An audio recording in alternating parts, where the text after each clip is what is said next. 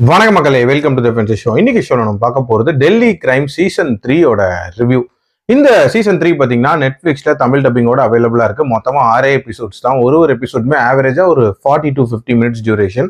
ஒரு சின்ன size series அப்படின்னே சொல்லுவேன். இந்த டெல்லி கிரைமோட சீசன் 1 and 2 ஒரு மிகப்பெரிய வரவேற்பை பெற்றிருந்துச்சு. அதனாலேயே இந்த சீசன் 3க்கான எதிர்பார்ப்பு அப்படின்றதும் அதிகமா தான் இருந்துச்சு. அந்த எதிர்பார்ப்பை இந்த சீசன் 3 பூர்த்தி பண்ணிச்சா இல்லையா அப்படின்றத நம்ம ரிவ்யூல பார்க்கலாம்.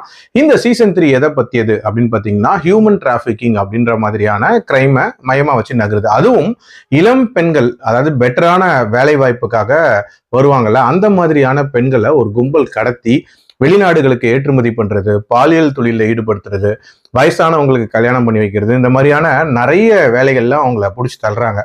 இதுக்கு காரணமா இருக்கக்கூடிய அந்த கும்பலின் தலைவி தான் நம்ம ஹுமா குரேஷி, மீனா அப்படின்ற கேரக்டர் பிளே பண்ணியிருப்பாங்க.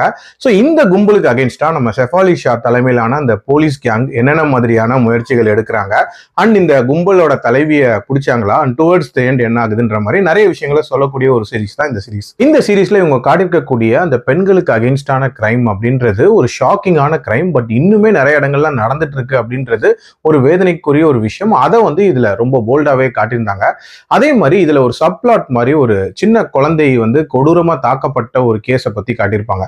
அந்த சம்பவம் அப்படின்றதும் ஒரு உண்மை சம்பவம். ஆக்சுவலி அந்த சம்பவத்தையும் இந்த மெயின் பிளாட்டையும் கனெக்ட் பண்ண விதம் அப்படின்றது ஓரளவுக்கு நீட்டாவே பண்ணியிருந்தாங்க அப்படின்னே சொல்லலாம்.